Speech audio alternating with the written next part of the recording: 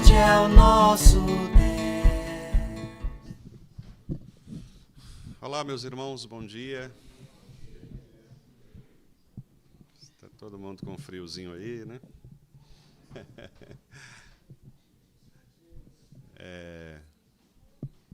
Graças a Deus, né? Mais uma vez juntos na casa do Senhor. Quero convidar os irmãos para que abramos no livro do profeta Obadias. Hoje, se Deus permitir, nós vamos encerrar esses estudos, né, que eu me propus a fazer no livro desse profeta. 21 versículos. E, como os irmãos já perceberam, né, são versículos, é um texto bastante curto, mas com uma profundidade muito significativa, né?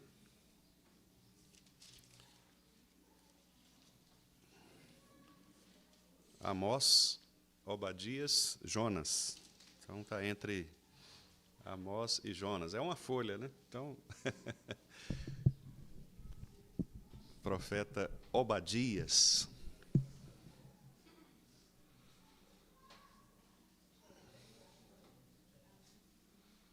Muito bem, vamos fazer então uma recapitulação, meus irmãos, do que nós já tratamos até aqui. Os irmãos vão se lembrar que nós falamos que existem alguns Obadias na Bíblia. Esse não é o único Obadias, né? É um nome comum, relativamente comum, entre os servos de Deus. Mas esse Obadias aqui, ele trouxe uma profecia específica contra os edomitas. E aí, mais uma vez, eu lembro aos irmãos quem eram os edomitas. Os edomitas foram os descendentes de Esaú, não é? Então, nós temos, de um lado, os israelitas, descendentes de Jacó, e os edomitas, descendentes de Esaú.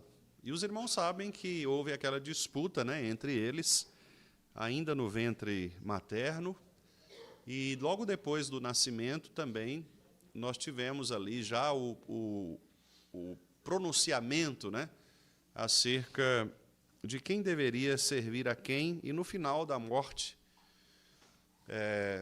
de Isaac, nós temos também ali a bênção que foi destinada a um e também a maldição que foi destinada a outro. O fato é que Edom deveria ser uma nação pequena, uma nação que servisse a Israel, não é? E isso tudo estava no plano do decreto de Deus. Contudo, meus irmãos, o pecado, ao entrar no mundo, ele faz com que as pessoas elas tentem transgredir os decretos divinos. Embora, claro, nós saibamos que, mesmo essa tentativa do pecador de alterar os decretos, é uma tentativa inútil, porque os próprios pecados também já estão ali dentro do planejamento dos decretos de Deus. Então, Deus não é pego de surpresa, não é, por causa dos nossos pecados, pelo contrário, tudo aquilo já está designado por Deus, de maneira que até mesmo os nossos pecados vão contribuir também para o cumprimento do decreto divino. E por isso, aí eu faço apenas um parênteses aqui, né? Por isso que é muito importante nós sabermos que, quando nós afirmamos que Deus está no controle de todas as coisas, esta frase, ela significa esta integralidade mesmo, ou seja, todas as coisas, não apenas algumas coisas, mas tudo, inclusive aquilo que nos acontece de mal, aquilo que é ruim para nós. Então, às vezes, por exemplo, pecados que nós cometemos contra outras pessoas, ou outras pessoas cometem contra nós, situações do entorno, né, situações, circunstâncias em geral, tudo isso faz parte do plano de Deus, nada foge ao plano de Deus. Então, por isso que o crente, ele deve confiar inteiramente, plenamente na soberania divina. Porque mesmo os eventos ruins, mesmo as coisas más, elas estão debaixo do controle do Senhor. Então, é por isso que nós não devemos nos desesperar, né, no sentido de que, como se algumas coisas fugissem do plano de Deus e nós estivéssemos meio que jogados às traças, né? Não, tudo está determinado pelo Senhor e nós vivemos debaixo desta determinação. O pecado, então, o que é que ele faz? Ele faz com que nós percamos esta noção, né, esse conceito de que nós estamos debaixo da soberania de Deus. E aí, quando o pecado faz isso com os nossos corações, o nosso pecado nos engana, nós queremos tomar o lugar de Deus, né? Nós queremos ser deuses, nós queremos nos colocar como deuses, ou queremos controlar o nosso destino. Então, podemos dizer, de certa maneira, que o grande pecado, nosso grande pecado, é querer controlar as circunstâncias, né? É querer que as coisas aconteçam sempre do nosso jeito. Esse é o grande pecado do ser humano. E esse pecado, os irmãos sabem por experiência própria, né? Assim como eu sei, ele produz em nós algumas coisas muito ruins. Por exemplo, a própria ansiedade, ela vem, em grande parte, né? Em grande parte, não todo tipo de ansiedade, mas, em grande parte, a ansiedade ela vem por conta dessa má compreensão de que Deus está no controle. Então, quando eu consigo controlar as circunstâncias, tudo bem, elas estão debaixo do meu controle ali. Mas quando alguma coisa foge ao meu controle, você já fica ansioso, você já começa a perder a paz, né? Você já começa a se desequilibrar, exatamente porque alguma coisa fugiu ao seu controle. E aí você não sabe o que pode acontecer, porque você não está controlando mais, né? Mas o problema é que mesmo as coisas que nós pensamos estar debaixo do nosso controle, elas não estão. Porque mesmo as coisas que nós fazemos regularmente e que pensamos estar debaixo da nossa direção, na verdade, todas elas estão debaixo da direção de Deus, não é? Então, esse entendimento, né, é que Edom não teve. Porque quando Deus disse para Esaú, olha, você servirá ao seu irmão, você é pequeno, você vai servir a Israel, Edom simplesmente não se conformou com essa palavra, com esse decreto, com essa determinação de Deus. E o versículo 3, então, mostra qual é o problema de Edom, que é a soberba do coração. A soberba do coração é exatamente este pecado que eu mencionei aos irmãos. É quando nós achamos que estamos no controle das coisas, né, e que podemos definir os nossos próprios destinos. Mas o versículo 3 diz, então, que a soberba do coração de Edom enganou Edom. E aí Deus faz aqui uma espécie de uma ironia, né? Porque Deus diz assim, olha, você habita nas fendas das rochas. Você está no buraco, né?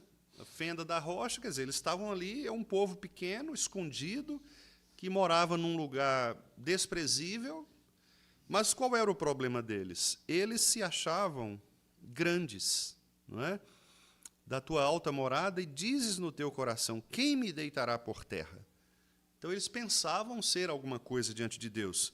E Deus está dizendo o tempo todo, não, vocês são pequenos, eu criei vocês para serem servos. Aqui também um outro parênteses, né? Deus faz com que cada um de nós, irmãos, cumpra uma determinada vocação na vida. Deus nos criou para algo muito específico. Então, se Deus criou você para ser servo, você será servo, você não será senhor. Se Deus criou você para ser senhor, você será senhor. Mesmo que você não tenha esta, digamos assim, na sua mente ou no seu coração, esta dimensão da sua vocação. Então, quando Paulo diz lá assim, todos devem permanecer na vocação pela qual foram chamados, aquela vocação, que é uma vocação da salvação, né? Ou seja, nós fomos eleitos e fomos chamados por Deus para a eleição, para o Evangelho, isso também implica o fato de que, quando nós somos chamados por Deus, Deus nos chama para uma missão específica. Então, todos nós temos mesmo uma missão, algo a fazer, né? E é por isso que, quando Jesus nos ensinou a orar, dizendo, seja feita a tua vontade, assim na terra como nos céus, uma das coisas que o nosso catecismo fala, né, a respeito desta petição, é exatamente isto, é nós descansarmos no fato de que a vontade de Deus ela será cumprida na nossa vida. Então, não adianta eu querer ser algo que Deus não me fez para ser, né? E isso traz sofrimento. Por exemplo, as pessoas que querem... Vamos pensar aqui numa coisa muito... Infelizmente, algo muito... tem sido muito comum nos nossos dias, né? As pessoas querem mudar, por exemplo, a sua biologia, né? A pessoa nasce homem, nasce mulher e quer transformar isso. Repare que há um sofrimento envolvido em tudo isso, né? Aquela pessoa que passa por esse processo, ela sofre. A gente acha que ela está super feliz com aquela condição, mas, na verdade, ela sofre. Porque ela sofre tanto em si própria, né? Ela sofre as questões psicológicas que, obviamente, vão confrontar, né, a sua biologia, a sua fisiologia com a sua psique, o seu pensamento, aquilo que ela acha de si, né? Ela vai enfrentar problemas sociais, problemas de preconceitos, ela vai enfrentar problemas nas famílias, não é? Porque nem toda família aceita esse tipo de situação. Então, quer dizer, a pessoa sofre. Parece que não, parece que ela está super feliz porque está levando a vida que ela quer, né, entre aspas, mas ela está sofrendo. Há sofrimento envolvido ali. Então, o pecado ele cria isso mesmo. Ele faz com que as pessoas que não vivem de acordo com o decreto divino, elas sofram. Não viver de acordo com a vontade de Deus traz sofrimento. E é por isso que a obediência na Bíblia ela está muito relacionada a tempos de paz, né? É possível uma pessoa ser obediente e passar por sofrimento? Sim, é possível. Inclusive, nós falamos disso aqui na quinta-feira, né? Quando abordamos a questão da provação e da tentação, mostrando a diferença entre elas. É possível que uma pessoa fiel a Deus, comprometida, crente, ela sofra, talvez a vida inteira, sofrendo por situações. Mas, como eu disse também na quinta-feira, há tipos de sofrimentos que são causados pela nossa desobediência. À medida que nós contrariamos a palavra de Deus, as consequências da desobediência elas também recaem sobre nós. Então, muita gente que sofre hoje, sofre porque desobedece a Deus. E foi o que aconteceu com Edom. Então, Esaú, ele se levanta contra o povo de Israel. Isso está lá no versículo 1, não é? Quando o mensageiro do Senhor agora diz o contrário. O mensageiro do Senhor fala, olha, vamos nos levantar, levantemo-nos contra Edom para a guerra. Porque Edom, versículo 2, é muito pequeno entre as nações, ele é muito desprezado. Mas, versículo 3, a soberba do coração de Edom enganou Edom. Ele mora nas fendas, mas ele acha que ninguém pode tirá-lo dali, derrubá-lo dali. Mas, versículo 4, mesmo, Edom, que você suba como águia e você coloque o seu ninho lá nas estrelas, eu vou lá te buscar e de lá eu vou te derrubar, diz o Senhor. Então, para Deus não há nenhum tipo de pecado que Deus não discipline. Mesmo que nós queiramos fugir, como Edom tentou fazer, aqui, claro que é uma linguagem metafórica, né? Mas ainda que Edom conseguisse escapar humanamente do juízo, Deus buscaria onde ele estivesse, mesmo que ele estivesse lá no alto das estrelas, Deus derrubaria ele de lá. Ou seja, o juízo de Deus chegará sempre contra aqueles que se ensoberbecem em relação aos decretos do Senhor. E o juízo maior, meus irmãos, é aquele de que Paulo fala lá em Filipenses. Paulo diz que no último dia, quando Cristo voltar, todo joelho se dobrará, toda língua confessará que Jesus Cristo é Senhor. Então, ali haverá uma humilhação pública de todas aquelas pessoas, governos, não é? Religiões, etc., que não se dobraram, que não se curvaram a Jesus.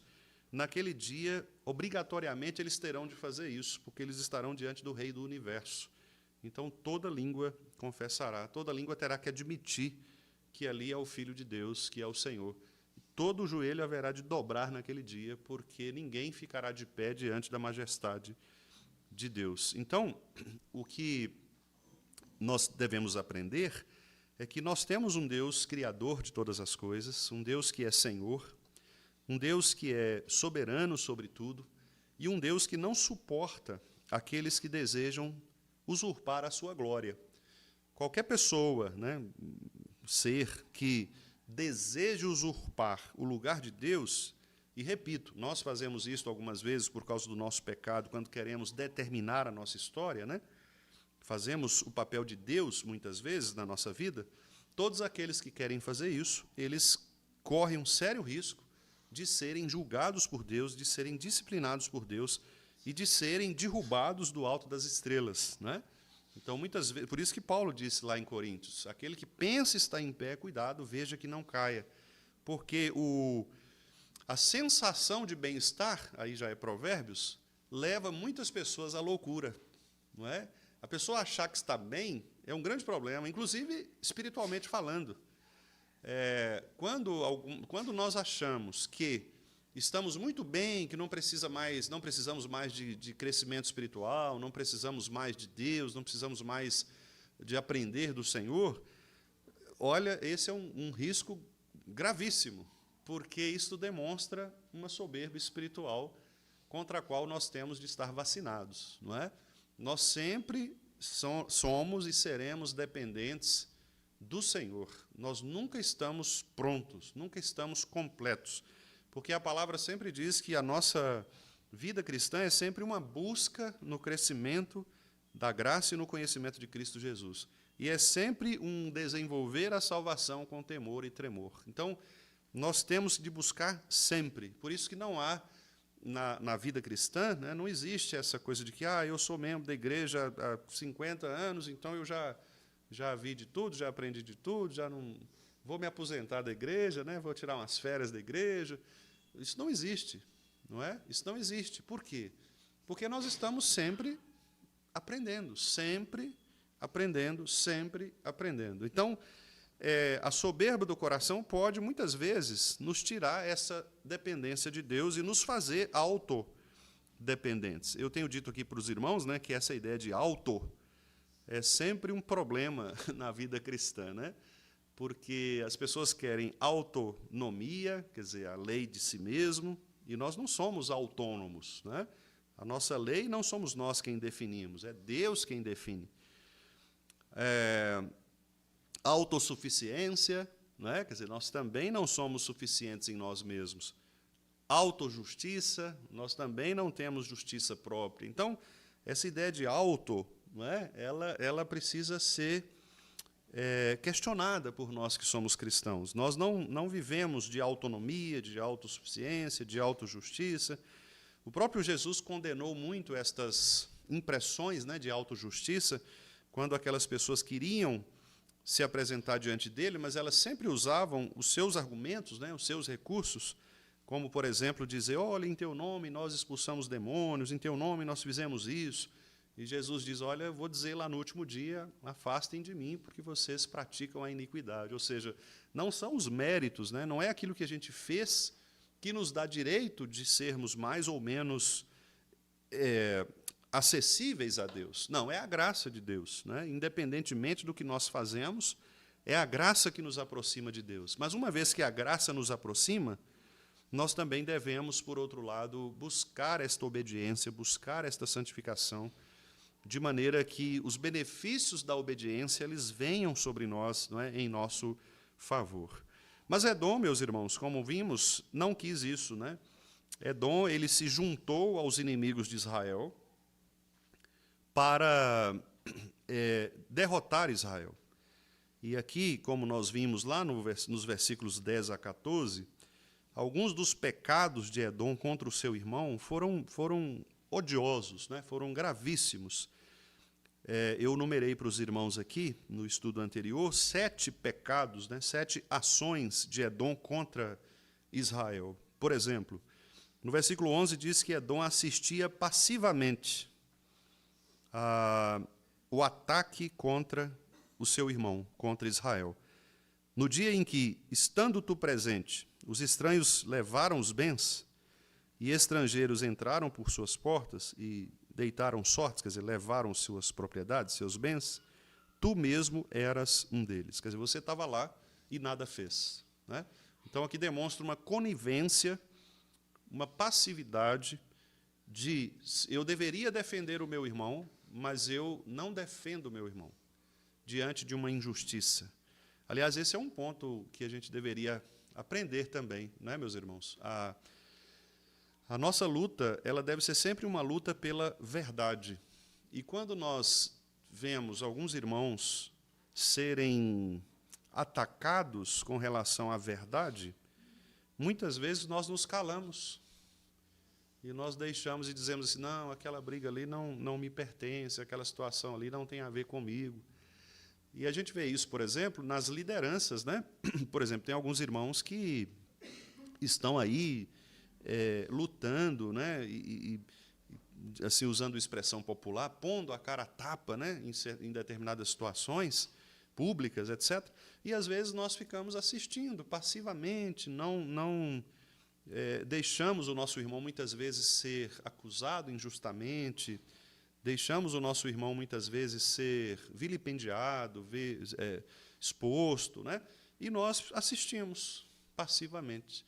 Então, Obadias está dizendo aqui, né, que este foi um dos pecados de Edom. Ele via Israel sendo atacado, mas ficava passivo. Isso não tem a ver comigo, não. Deixa, né? O seu próprio irmão. Depois, o versículo 12 diz que Edom se alegrava com a calamidade de Israel. Mas tu não devias ter olhado com prazer para o dia de teu irmão, o dia da sua calamidade, nem ter se alegrado sobre os filhos de Judá no dia da sua ruína, nem ter falado de boca cheia, né, quer dizer, com orgulho, com soberba, no dia da angústia. Então, repare, Israel estava passando por calamidade, Israel estava sendo arruinado, Israel estava angustiado, e Edom, ao invés de prestar solidariedade, generosidade, socorro, etc., o que ele fez? Ele se alegrou com o desastre, com a desgraça, com a miséria do seu irmão, né? Aqui é exatamente aquilo que Paulo diz, né, que nós devemos chorar com os que choram e alegrar com os que se alegram. Eu tenho dito aos irmãos que o ressentimento é exatamente o inverso disso, né? O ressentimento é, se uma pessoa está alegre, você chora, se uma pessoa está chorando, você sorri. Esse é o inverso, né, da vida cristã, que é o que o pecado gera no nosso coração. O pecado quer que a gente faça isso. Se alguém está chorando e você não gosta daquela pessoa, né, inimigo por alguma situação, como era o caso de Edom aqui, o que é que você faz? Ao invés de você chorar com ela, você ri da desgraça dela, você se alegra com a miséria dela, né? Ou o contrário, se ela está feliz por algo que aconteceu, você se entristece desejando o mal àquela pessoa. Na vida cristã, obviamente, não deve ser assim, né? A Bíblia diz que nós não devemos pagar o mal com o mal, nós devemos, pelo contrário, nós devemos sempre amar as pessoas, sempre buscar o bem, sempre a bondade, a generosidade, né? O fruto do Espírito, como nós lemos ali. Mas Edom estava fazendo isso de maneira pervertida, eles estavam se alegrando com a tristeza do seu irmão. Depois, o versículo 12 também fala sobre falar com arrogância, né?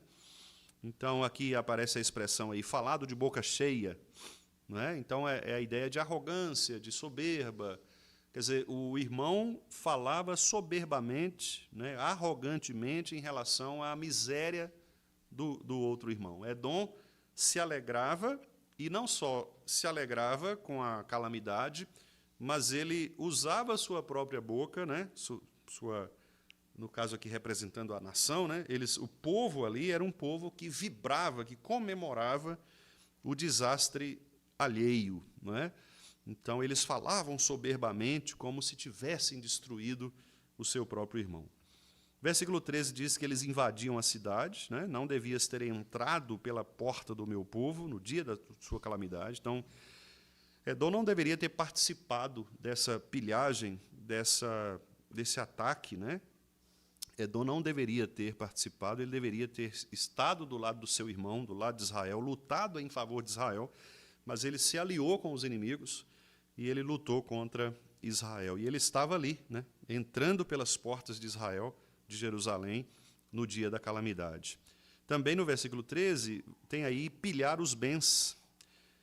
Tu não devias ter olhado com prazer para o seu mal no dia da sua calamidade, nem ter lançado mão nos seus bens no dia da sua calamidade. Então, além disso, né, além de se aliar aos inimigos, invadir Jerusalém, eles também roubaram os bens de Jerusalém.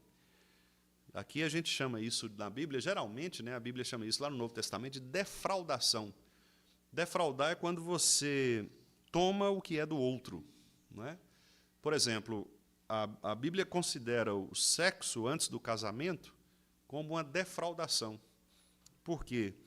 Porque o corpo dos solteiros, eles não pertencem ainda um ao outro, né? O corpo passa a pertencer ao outro no casamento, se tornam os dois uma só carne. Mas, você sendo solteiro, o seu corpo é seu, não é do outro ainda. Então, quando há, por exemplo, uma relação sexual, existe uma defraudação, quer dizer, cada um tira do outro o que pertence ao outro, não pertence a ele. O corpo da sua namorada não pertence a você. O corpo do seu namorado não pertence a você. Agora, o corpo do seu marido pertence à esposa, o corpo da esposa pertence ao marido. Então, a defraudação é quando você rouba, você tira do outro algo que é dele e que você não tem o direito de retirar. Né? Por isso que, nesse ponto, nós devemos concordar com não é não. Né? É a frase comum aí da luta, né, das mulheres contra importunações sexuais, etc. Né? De fato, não é não, porque o corpo do outro pertence ao outro. Né? Se vocês não são casados, não há direito, nenhum direito, né, do ponto de vista, sobretudo sexual, né, em relação a outra pessoa.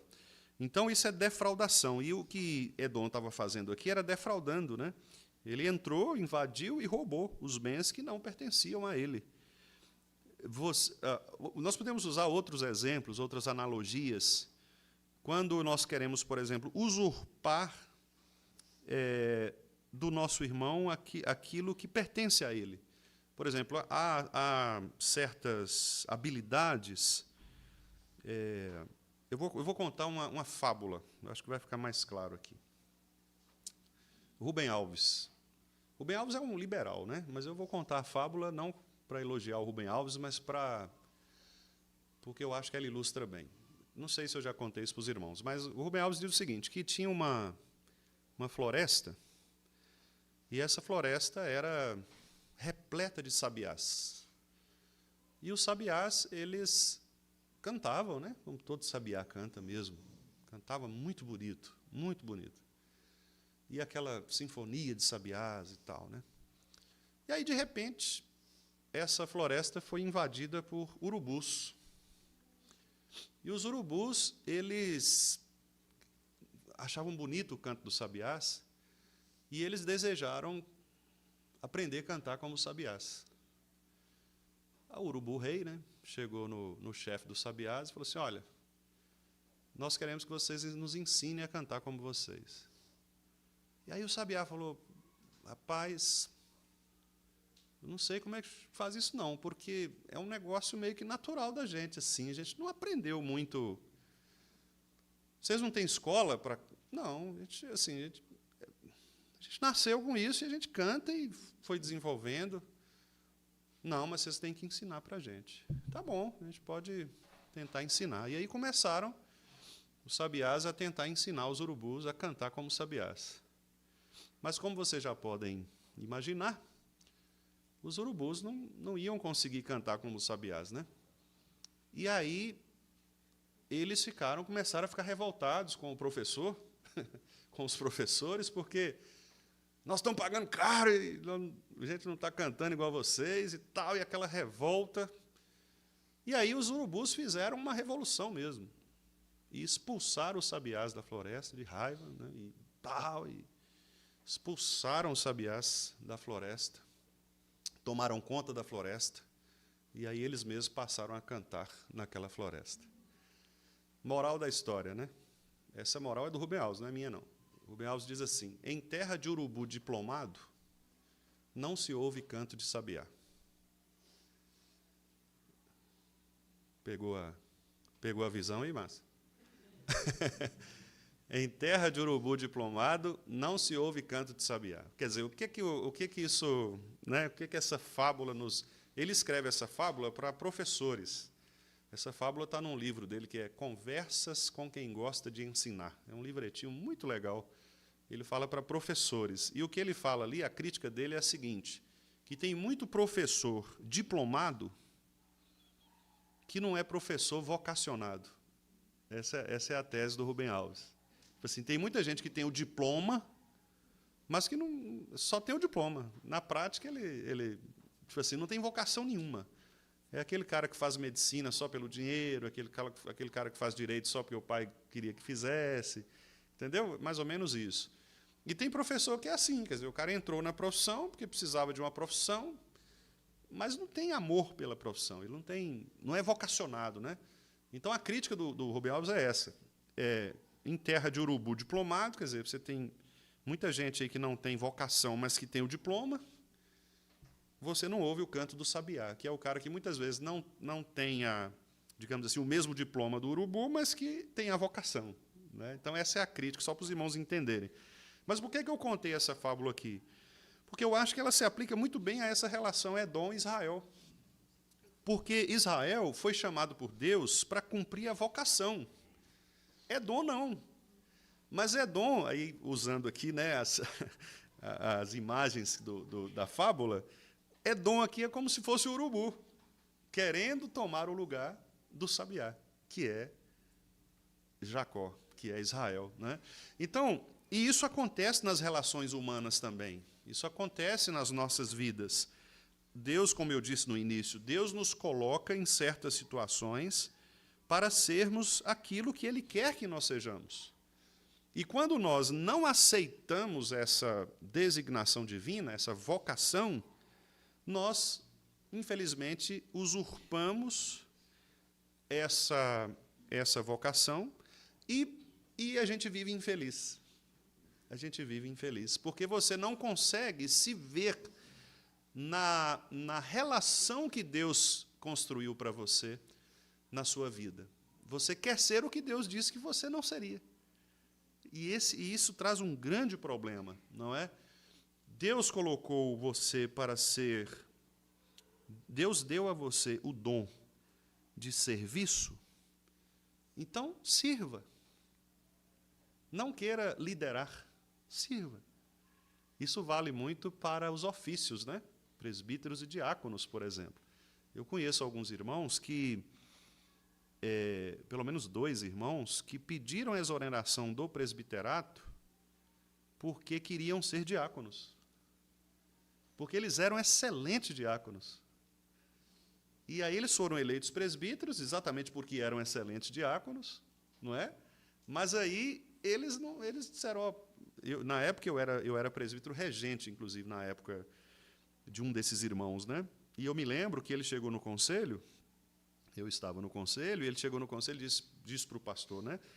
O nosso pastor na época disse, pastor, olha, eu não vou conseguir, eu vou pedir exoneração do presbiterato, eu quero ser diácono. E foi diácono mesmo. Aí ele se exonerou do presbiterato, depois foi eleito, muito bem eleito como diácono, e viveu feliz para sempre. Porque a vocação dele era servir. E é legal isso, porque a gente percebe, e isso não é, irmãos, nenhum demérito, né? Nenhum demérito. Você reconhecer o lugar onde Deus te colocou. Porque isso é cumprir a vontade de Deus, né? Como a gente está vendo aqui, Edom se confundiu, a soberba do seu coração o enganou, ele quis ser Israel, não é?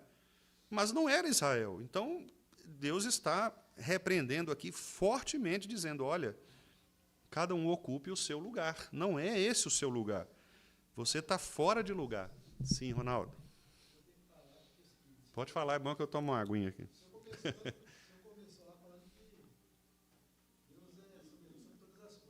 Sim.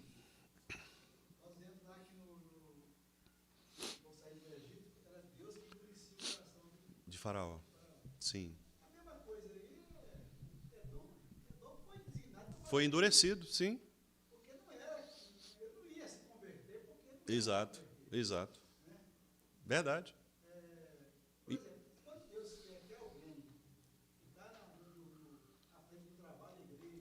Uhum. Nabucodonosor. Trava a língua, né? Sim, sim, sim, sim. Então é o seguinte, na verdade a gente faz aquilo que Deus já determinou para a gente fazer. Sim, Quer dizer, eu posso estar no caminho errado, isso, e Deus quer que eu seja luz e isso. vai trabalhar na minha vida. Exato. Pode ser que ele até me joga no chão primeiro, Sim, mas eu sim. levantar novamente e fazer. Perfeito, Ronaldo, é isso mesmo. Porque aí, se é igual o versículo 3 aí, é bem claro, que fala que a soberba do seu coração. Mas quem é que deu a soberba do coração dele? Quem colocou isso, implantou isso no coração dele? Pois é, Foi o próprio Deus. para cumprir o decreto dele. É, Então, se ele subir em qualquer lugar, Deus falou, se ele subisse, por exemplo, até as estrelas, quem permitia ele subir nas estrelas? Uhum. O próprio Deus. sim. Para depois derrubar. Depois de derrubar, como foi a Torre de Babel, né? Isso mesmo, você está correto. Por isso que quem é urubu nunca vai ser sabiá. Não tem jeito. Porque Deus coloca cada um no seu devido lugar, né? Com a sua vocação. Não adianta eu querer ser mais crente, ser mais simples, se Deus não agir na minha vida. Pois é graça. Eu posso procurar, né? Então, Sim, ler sim. a palavra de Deus em oração, Sim, procurar ser. é isso mesmo. Certinho, Ronaldo, é isso mesmo. Concordo.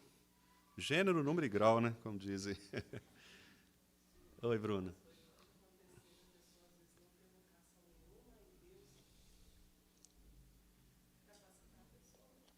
Ah, tá. Pois é, eu creio, Bruna, que. Porque aí nós estamos falando de. Só para eu explicar melhor, nós estamos falando aqui de duas vocações, né? A vocação no sentido mais primária, assim, que é o para que Deus te criou, né? Então Deus criou Bruna para este caminho aqui. Então Deus tem todos os seus dias foram determinados por Deus, né? Como está lá em Salmo 139, né? Todos os seus dias foram escritos e determinados quando nenhum deles havia ainda. Então esse é o decreto de Deus. Essa é a sua vocação. É isso que o Ronaldo está falando. Quer dizer, Deus ele fez você com um propósito, certo? E você vai cumprir esse propósito porque esse propósito está debaixo de Deus. Agora, essa outra vocação que você está mencionando no sentido de escolhas que a pessoa faz, vocação profissional, por exemplo, etc., essa vocação ela também, obviamente, está debaixo do decreto de Deus, não é? Mas ela é algo que tem a ver com a relação da pessoa com Deus.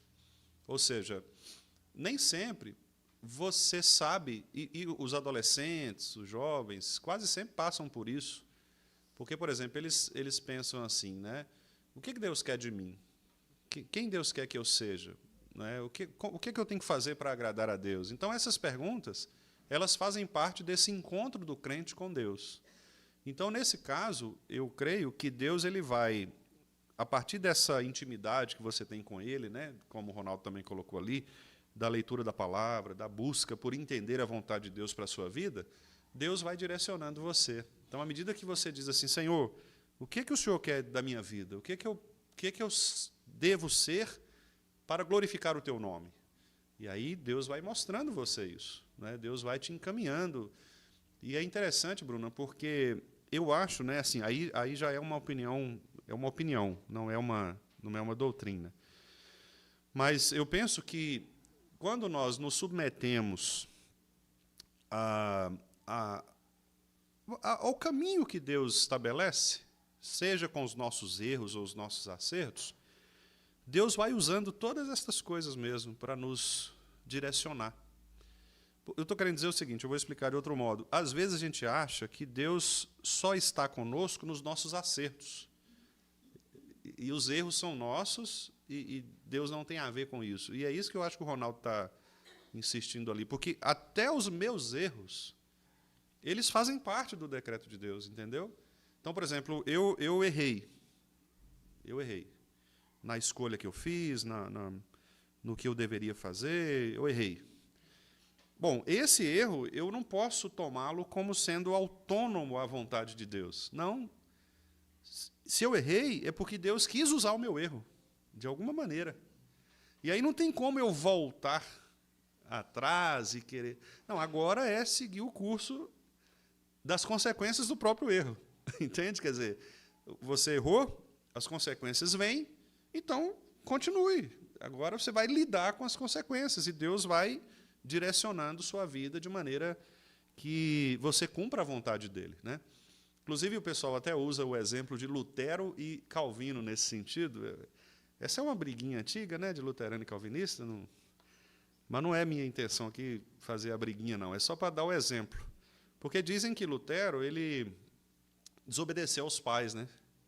Para fazer teologia, Lutero, os pais não queriam, e ele desobedeceu aos pais para fazer a teologia, né?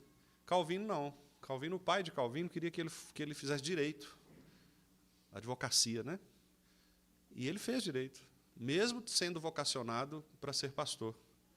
Mas ele disse, olha, eu obedeci o meu pai em honra ao 5º mandamento, honra teu pai e tua mãe. Então eu fiz direito, fiz tudo que ele queria, e depois Deus direcionou para que eu me tornasse pastor. E depois ele até testemunha, né, que o curso de direito que ele fez foi útil no ministério dele mais à frente e tal, né? Então, assim, eu creio que esse é o caminho. É você, e não que Deus não tenha usado o erro de Lutero, claro que usou, né? Até porque Lutero também, graças a Deus, foi usado, a gente sabe disso, né? Um grande personagem da história, da Reforma, né? Mas o que eu quero dizer é o seguinte, é que às vezes nós brigamos contra o curso natural da providência de Deus, né? E a gente quer controlar, sendo que a visão calvinista é Deus está dirigindo a história. Não é aquele negócio do Zeca Pagodinho de deixa a vida me levar, não. Mas é mais ou menos isso, assim, deixa Deus conduzir, né? Deixa Deus ser Deus. Aliás, essa é uma frase de Lutero, deixa Deus ser Deus, né? Deixa Deus agir, Deus vai fazendo. Aí você teve uma notícia ruim aqui, pá, caiu como uma bomba. Deus está aqui, Ele tá nessa bomba também. O que que ele quer com essa bomba na minha vida? Então, eu vou seguindo o curso da vida, nos vales, nas colinas, entendeu? Então, é isso aí que nós estamos chamando de viver conforme a vocação a que fomos chamados. Né? Ok, irmãos? Fala, Maico. Sim. Acho que duas perguntas. Como nós podemos identificar, assim, na nossa vida,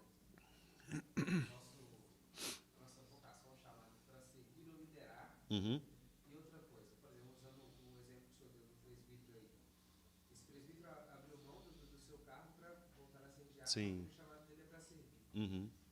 Então, pensando numa visão mais ampla da coisa, não atendo-se apenas à vida cristã, ao serviço da Uhum. igreja. Uhum. Esse presbítero entendeu que era para servir dentro da igreja, mas ele poderia liderar, por exemplo, no âmbito profissional. Existem. Entendi. Diferenças, né, entre... Eu acho que sim, Maico. Apesar de que... sua pergunta é muito interessante, né? Apesar de que eu penso o seguinte, que...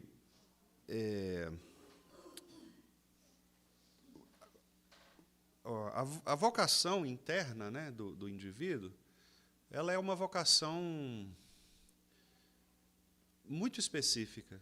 Assim, o grande problema, que talvez seja o que a Bruna tenha levantado ali, é que nós nem sempre conseguimos identificar isso. E às vezes a gente tem medo de estar fazendo o que Deus não quer que nós façamos, né? E isso é bom acontecer, porque o crente deve sempre questionar mesmo, né, em relação a Deus, se essa é a vontade de Deus para a minha vida, né? Agora, respondendo objetivamente sua pergunta, eu penso que é possível, porque no caso do ofício bíblico, né, dos ofícios, especialmente presbiterato e diaconato, são dois ofícios muito específicos. O presbítero, como diz o texto, né, ele tem uma função principal, especial, específica, de proteger a igreja das falsas doutrinas. Então, por isso que o presbítero tem que ser apto para ensinar. Ele tem que ser uma pessoa que busque conhecer a Escritura, busque conhecer a sua doutrina, a sua teologia, porque ele é o guardião mesmo. Ele é o guardião, ele é aquele que deve estar de olho para ver se a igreja se o rebanho não está fazendo alguma coisa contrária a Deus, né? Então, o presbítero é o guarda nesse sentido. O diácono, ele é aquele que alimenta no sentido físico as ovelhas. Então, se a gente fosse pegar uma imagem assim de um rebanho mesmo, o presbítero é aquele que está com a cartucheira assim, ó, e aí apareceu um lobo lá, entendeu? Pá! Exterminou o lobo. E o diácono é aquele que está lá no rebanho jogando a comida, tá? É mais ou menos isso, né? Então, é um trabalho em equipe, em que um não é mais importante do que o outro, porque se os diáconos não se preocuparem com o bem-estar das necessidades dos irmãos, haverá problemas, né? E foi o que aconteceu em Atos 6. Porque em Atos 6, o que acontecia? Os presbíteros estavam preocupados com a doutrina, a oração e a palavra. As irmãs, as viúvas dos gregos, né, dos helenistas, começaram a reclamar porque eles não estavam dando conta de distribuir as ofertas. E aí, o que eles fizeram? Eles falaram, então, nós vamos ter que buscar auxiliares aqui para fazer esse trabalho. E aí eles pegam alguns evangelistas ali, Filipe e tal, né, Prócoro, etc., alguns evangelistas, e elegem esses evangelistas, esses homens ali, para serem esses responsáveis por distribuir os alimentos, né? Então, assim, eu acho que, por ser tão específico em relação à igreja, ao rebanho, eu penso que uma pessoa, mesmo que ela não tenha a vocação para ser o guarda da igreja, o presbítero, né, ela possa liderar, por exemplo, ela possa ser um empresário de sucesso, ter uma empresa. E eu acho que uma coisa não atrapalha a outra, né, porque são modelos diferentes, entendeu? De vocação, de habilidades, né? Respondi? Beleza. Então, irmãos, mais alguma pergunta, irmãos? Algum comentário? Podem interromper, viu? À vontade. Então, para eu finalizar aqui essa parte dos pecados, né? Aí nós tivemos ainda mais 2 pecados. Eu citei 5 até agora. Assistir passivamente, alegrar-se da calamidade, falar com arrogância, invadir a cidade, pilhar os bens. Aí tem mais 2, no versículo 14. Além disso, eles impediram a fuga dos sobreviventes. Não devias ter parado nas encruzilhadas para exterminares os que escapassem, quer dizer, uma maldade terrível, né? E eles traíram os fugitivos, nem ter entregado os que lhe restassem no dia da angústia. Então, eles foram ainda, além de fazer tudo isso aí, eles ainda contribuíram para matar aqueles que estavam tentando fugir, e os que conseguiram fugir, que depois foram descobertos, eles também entregaram aos inimigos. Então, quer dizer, resumo da história, né? A gente tem aqui uma briga entre irmãos. De um lado, o irmão que não aceitou ser servo se rebelou, tentando ser senhor, e nisso ele se aliou aos inimigos para destruir Israel, não é? E, ao destruir Israel, Deus, então, produz aqui toda essa profecia, né? Toda essa punição, né, contra Edom. E aí, irmãos, os versículos 15 a 21 falam exatamente sobre esse juízo, que é chamado aqui de o dia do Senhor. Os irmãos estão vendo aí no versículo 15, que ele está, inclusive, em letra maiúscula, né? Quando vem assim em letra maiúscula, é porque não está se referindo ao domingo, ao sábado, né? Ao sábado cristão, que é o domingo, mas está se referindo ao juízo. É aquele dia em que Deus se levanta para punir. Existe o dia do Senhor imediato, ou seja, o dia do julgamento específico desta nação, e existe o chamado dia do Senhor escatológico, que é a volta de Jesus Cristo. Então, o texto ele fala, primeiramente ele fala dessa época, ou seja, no dia em que Edom será destruído. Tempo presente ali. A profecia era uma profecia para o tempo presente, tá certo? Mas, ao mesmo tempo, como nós temos o Novo Testamento, e o Novo Testamento nos ajuda a entender o Antigo Testamento, completa, né, a revelação do Antigo Testamento, nós também podemos concluir que esse dia do Senhor também ele terá reflexos lá na volta de Jesus Cristo, tá? Então é só para esclarecer os irmãos. O texto não está falando primeiramente da volta de Jesus. O texto está falando do juízo que virá contra Edom naquele dia em que Deus se levantar para destruir Edom, tá? Mas escatologicamente, quer dizer, pensando lá no futuro, sim, o texto aponta para o dia do juízo final, né? Aquele dia que será universal, inevitável, né? Como nós sabemos, que é aquele dia quando todo joelho se dobrará, toda língua confessará que Jesus Cristo é Senhor. Então diz o versículo 15 aí o seguinte: porque o dia do Senhor está prestes a vir. Está vendo? Você vê pelo próprio termo, né? Prestes a vir. Quer dizer, Obadias não falaria isso se ele estivesse falando da volta de Cristo. Não é? Prestes a vir. Quer dizer, vai acontecer daqui a pouco. Ele está falando aqui de um juízo iminente, de um juízo que estava perto de acontecer mesmo. Como tu fizeste, assim se fará contigo. O teu malfeito tornará sobre a tua cabeça. Então,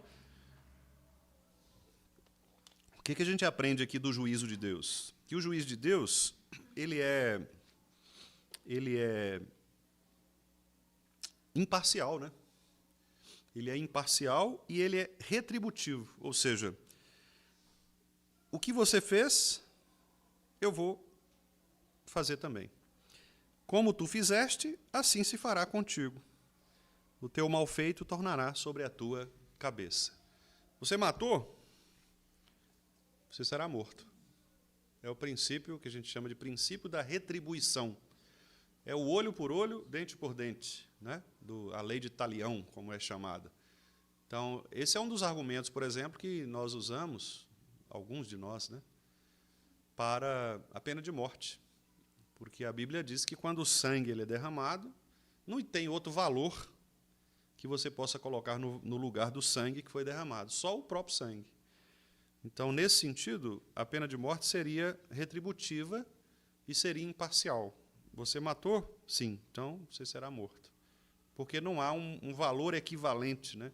Ah, a pessoa vai ficar presa o resto da vida. Prender o resto da vida não vale o valor da vida, né? Ah, ela vai, sei lá, vai pagar não sei quantos milhões de... a vida não vale milhões. A vida vale a vida. Então, é o princípio da retribuição, né? Deus julga com imparcialidade, mas observe também que Deus aponta aqui para uma intervenção definitiva, né? Porque o versículo 16 diz assim: porque como bebeste no meu santo monte, assim beberão de contínuo todas as nações. Beberão, sorverão e serão como se nunca tivessem sido. Aqui é o cálice, né, a gente chama isso de cálice da ira de Deus. A ideia de beber aqui é beber o cálice. Quando nós participamos da ceia, nós bebemos o cálice. E beber o cálice na ceia significa participar do sofrimento de Cristo. Então, quando a gente toma o sangue de Cristo, né, o vinho ali que representa o sangue, nós estamos nos associando ao sofrimento que Cristo derramou na cruz, ao sangue que Cristo derramou na cruz. Esse é o chamado cálice da ira de Deus. Lá no Apocalipse, há uma imagem de uma taça, e essa taça, ela é a oração, nessa taça está sendo reunida toda a oração do povo de Deus. E diz o texto de Apocalipse que em um determinado dia, essa taça ela vai transbordar. E aí a ira de Deus se derramará sobre os inimigos, sobre os ímpios. Então é uma imagem muito, muito bonita, né? Muito real. Então beber o cálice é quando você não deixa o cálice entornar. A ira de Deus ela não recai sobre você. Quando você toma o cálice, você participa do sofrimento de Cristo. Veja como que a simbologia bíblica ela é muito rica, né? Ela é muito rica.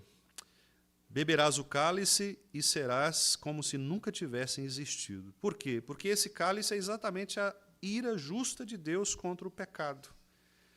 Vamos ver aqui o Salmo. Vou pedir a algum irmão para ler, por gentileza. Salmo 75, 8. Nós temos 4 minutinhos aqui. Salmo 75, 8. Olha que texto forte, né? Pode ler o 7 também, 7 e 8, por favor.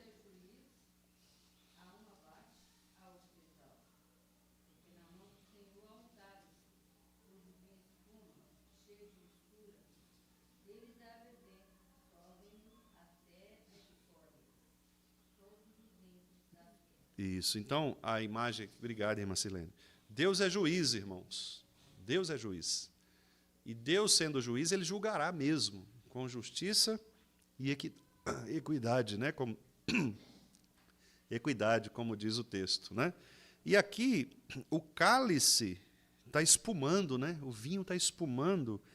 E veja, os ímpios estão bebendo desse vinho até o resto. Os ímpios estão se embriagando da ira de Deus. Essa é a ideia do texto.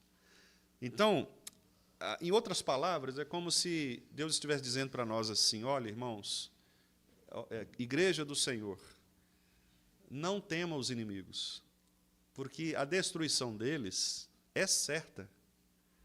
Deus é um juiz justo, imparcial e retributivo. Então, tudo aquilo que as nações fazem contra a igreja será retribuído em cada um dos seus detalhes. Então, fique firme, porque haverá um dia em que este cálice da ira de Deus derramará sobre todos os ímpios. E essa é a certeza da justiça, porque se nós não tivéssemos essa certeza, a gente viveria apavorado, né? Porque, ora, a gente está sendo injustiçado desde sempre, né? Israel é injustiçado desde sempre, os judeus são injustiçados desde sempre, os cristãos são injustiçados desde sempre. Então, quem vai julgar a nossa causa? Não é? Então, a palavra diz que é o próprio Deus quem vai julgar a causa do seu povo. Nós não precisamos, portanto, nos levantar para a guerra, porque a nossa luta não é contra carne e sangue, mas nós devemos confiar na justiça divina que virá e exterminará definitivamente os ímpios. Apocalipse 14, 10. Outro irmão aí, ou irmã, por favor. Apocalipse 14, 10.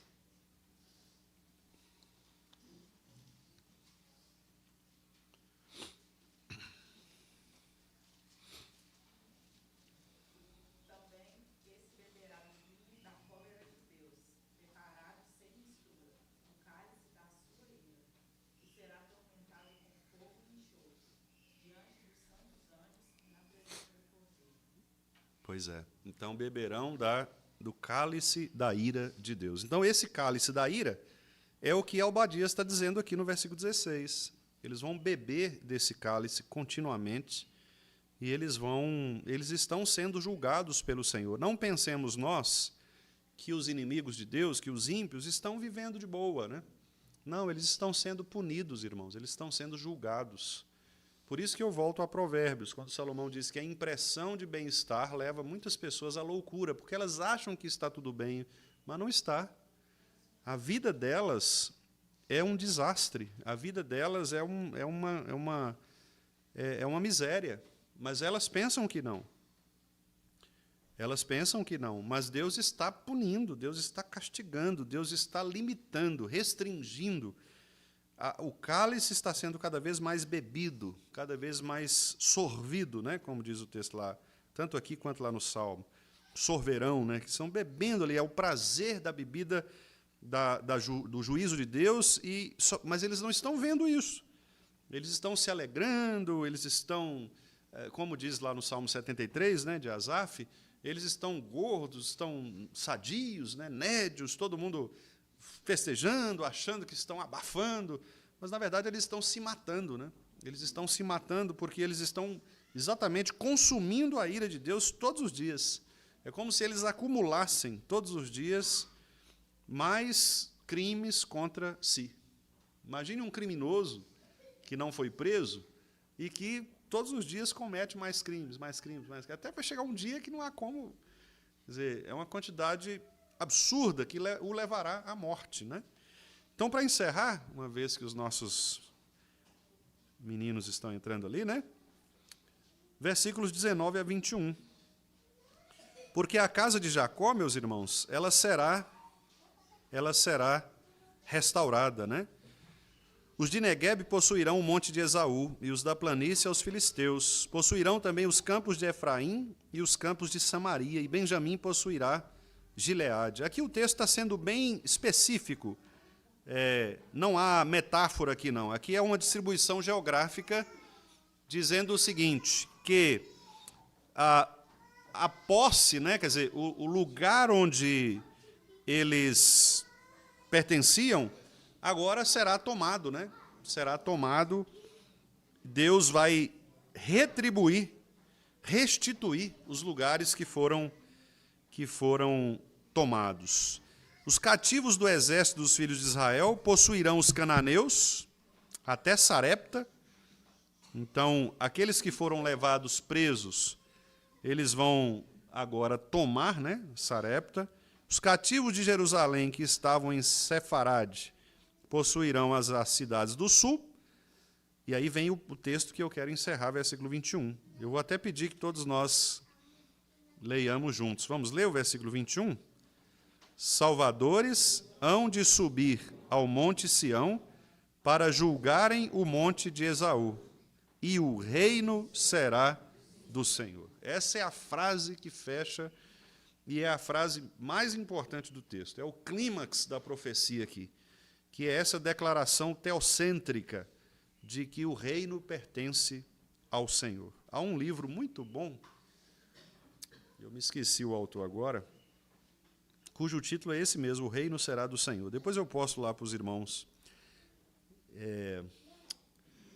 Esqueci. E o autor fala o seguinte, que a nossa luta, né, as nossas lutas diárias, nossos problemas, etc., eles precisam estar sempre focados nisso. A batalha pertence ao Senhor. O reino é do Senhor. Então, é Deus quem luta por nós, é Deus quem luta pela sua igreja, é Deus quem vai fazer a igreja prosperar. E qual é a missão da igreja, então? É proclamar o reino, esse reino, o reino da soberania de Deus, o reino do cuidado de Jesus Cristo para com o seu povo, o reino que se levantará contra os inimigos de Deus, o reino cujas portas do inferno não podem prevalecer contra a igreja, o reino que prega a graça, o reino que prega a libertação, por isso que a expressão aí é salvadores hão de subir, são libertadores, são como se fossem guerreiros que sobem exatamente para julgarem o monte. Quer dizer, os crentes se tornarão, no final das contas, meus irmãos, os juízes, juntamente com o justo juiz, que é Jesus. Não é? Nós, hoje, que somos açoitados, somos injustiçados, etc., perseguidos, etc., nós seremos os que julgaremos os ímpios juntamente com Jesus Cristo. Esse é o maior consolo que alguém possa receber, não é? Porque a gente está sendo perseguido o tempo todo, a gente está sendo maltratado o tempo todo, né, como cristãos, e quem poderá nos ajudar, né? Chapolin colorado é que não vai ser, né, Ronaldo? Quem poderá nos ajudar? Só o Senhor. O reino pertence ao Senhor. Que Deus nos abençoe, meus irmãos, e nos dê graça, né, para que entendamos cada vez mais profundamente esta palavra do nosso Deus. Amém.